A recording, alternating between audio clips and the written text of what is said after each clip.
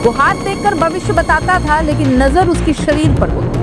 वो भगवान का नाम तो लेता था, लेकिन खेल शैतानों वाला खेल था। 100 से ज्यादा वीडियो, करोड़ों की संपत्ति, हाई प्रोफाइल कनेक्शन और अब नरबली का शक भी। कमरे में ले जाकर शुद्धिकरण के नाम पर उसके साथ जबरदस्ती। 100 से ज्यादा अश्लील और संदिग्ध वीडियोस, हर वीडियो एक हथियार, हर महिला एक टारगेट। और खरात का सबसे बड़ा धंधा था एल्विश हनी। खरात कोई आम बाबा नहीं था, उसकी पहुंच सीधे सत्ता के गलियारों तक। एक मंत्री ने मुख्यमंत्री बनने के लिए इससे अघोरी पूजा करवाई। क्या खरात सिर्फ दरिंदा नहीं, हत्यारा भी था? 5 संदिग्ध मौतें, अघोरी अनुष्ठान के सबूत, फार्म हाउस में गुप्त कमरे और शायद नरबली तक दी जाती थी।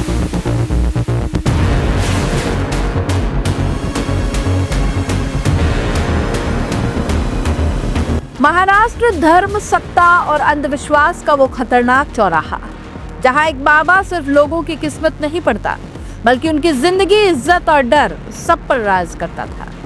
वो हाथ देखकर भविष्य बताता था, लेकिन नजर उसकी शरीर पर होती। वो भगवान का नाम तो लेता था, लेकिन खेल शैतानों वाला खेलता। और जब पुलिस ने उसके राज खोले तो सामने आया एक ऐसा सच जिसने सत्ता के गलियारों तक को हिला के रख दिया। 100 से ज्यादा वीडियो, करोड़ों की संपत्ति, हाई प्रोफाइल कनेक्शन और अब नरबली का शक भी। ये कहानी है उस सनातनी एप्स्टीन की जिसका नाम है अशोक खरात। नमस्कार, मैं हूं जयश्री नागदा और आप देख रहे हैं क्राइम रिपोर्ट। महाराष्ट्र के नासिक में बैठा एक 67 साल का आदमी, नाम अशोक खरात। दावा मर्चेंट नेवी का कैप्टन, कॉस्मोलॉजी एक्सपर्ट, 154 देशों का यात्री और 12 भाषाओं का ज्ञाता भी। लेकिन असलियत क्या थी? वो आदमी लोगों की कमजोरी पढ़ना जानता था और उसी कमजोरी को अपना हथियार बना लेता था। वो कहता था तुम्हारी किस्मत बदल डालूंगा और बदले में मांगता था भरोसा, शरीफ और चुप्पी। कैसे चलता था आखिर ये खतरनाक खेल? खरात का टारगेट बहुत साफ था। बीमार महिलाएं, पारिवारिक विवाद में फंसी औरतें, संतान की चाह रखने वाली महिलाएं। जो उन्हें कहता तुम पर शनि भारी है, ग्रह दोष है, तांत्रिक उपाय करना पड़ेगा। और बस यहीं से शुरू होता था डर का असली खेल। कमरे में ले जाकर शुद्धिकरण के नाम पर उसके साथ जबरदस्ती और फिर गुप्त कैमरे से रिकॉर्डिंग भी। बस यहीं से वो औरत उसकी कैदी बन जाती। जांच में जो सामने आया वो किसी क्राइम थ्रिलर से कम नहीं था। 100 से ज्यादा अश्लील और संदिग्ध वीडियोस, हर वीडियो एक हथियार, हर महिला एक टारगेट। खरात इन वीडियोस के छोटे छोटे क्लिप्स बनवाता और फिर उन्हीं क्लिप्स के दम पर बार बार सेवा की मांग करता। इस पूरे नेटवर्क का कंट्रोल था उसका सहायक नीरज जाधव। नीरज ही वीडियो एडिट करता, नीरज ही डेटा संभालता और वही इस पूरे डिजिटल ब्लैकमेल का मैनेजर था।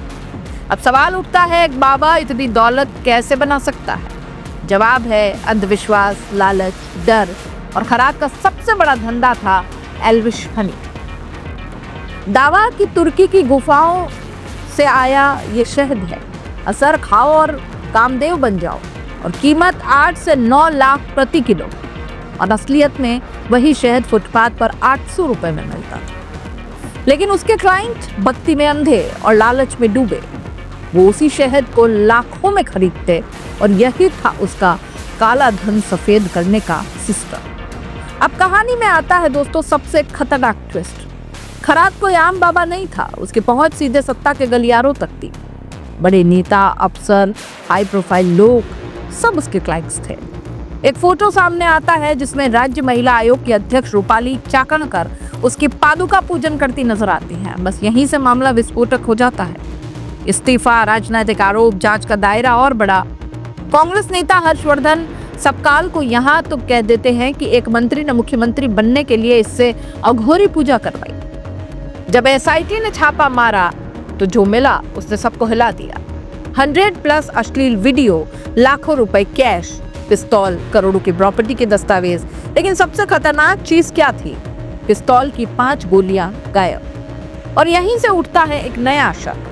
क्या खरात सिर्फ दरिंदा नहीं, हत्यारा भी था? जांच में कुछ ऐसे संकेत मिले जिन्होंने पुलिस के होश उड़ा डाले। 5 संदिग्ध मौतें, अघोरी अनुष्ठान के सबूत, फार्म हाउस में गुप्त कमरे, नासिक के सिन्नर में 3.5 एकड़ में बना श्री शिवर्णिका संस्थान असल में एक कंट्रोल रूम था, जहां तंत्र मंत्र, गुप्त साधनाएं और शायद नरबली तक दी जाती थी। अहिल्यानगर के फार्म हाउस से भी ऐसे सबूत मिले जिन्होंने इस शक को और गहरा कर दिया। खरात का साम्राज्य सिर्फ एक शहर तक सीमित नहीं था। नासिक मुख्य अड्डा था, पुणे बेनामी फ्लैट्स, मुंबई में 5 स्टार होटल मीटिंग्स, शिरडी शिकार ढूंढने का केंद्र, अहिल्यानगर अघोरी अनुष्ठान के लिए। हर शहर में उसका एक रोल था और हर जगह एक शिकार था। शिरडी की एक युवती सामने आती है और बताती है कि साधना के नाम पर बुलाया, फिर जबरदस्ती की और वीडियो बना लिया और उसके बाद बार बार फोन, बार बार दबाव और हर बार वही धमकी, वीडियो वायरल कर दूंगा।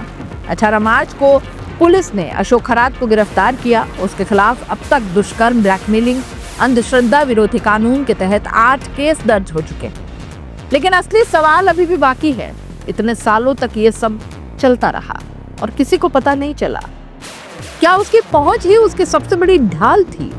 और क्या अभी भी कई बड़े नाम इन फाइलों में दबे हैं? ये कहानी सिर्फ एक बाबा की नहीं है दोस्तों, ये कहानी है उस सिस्टम की जहां अंधविश्वास, सत्ता और लालच मिलकर एक राक्षस पैदा करते हैं। अशोक खरात आज सलाखों के पीछे है, लेकिन उसके राज, उसके वीडियो और उसके कनेक्शंस अभी भी कई लोगों की नींद उड़ा रहे हैं। और शायद आने वाले दिनों में इस केस में ऐसे ऐसे नाम निकलेंगे जिन्हें सुनकर आप भी कहेंगे कि ये सिर्फ एक बाबा नहीं बल्कि पूरा का पूरा खुद का एक अलग सिस्टम था। आप इस पूरे मामले को कैसे देखते हैं? अपने राय कमेंट बॉक्स में लिख भेजिए। जाते जाते चैनल को लाइक, शेयर और सब्सक्राइब जरूर कीजिएगा दोस्तों। नमस्कार।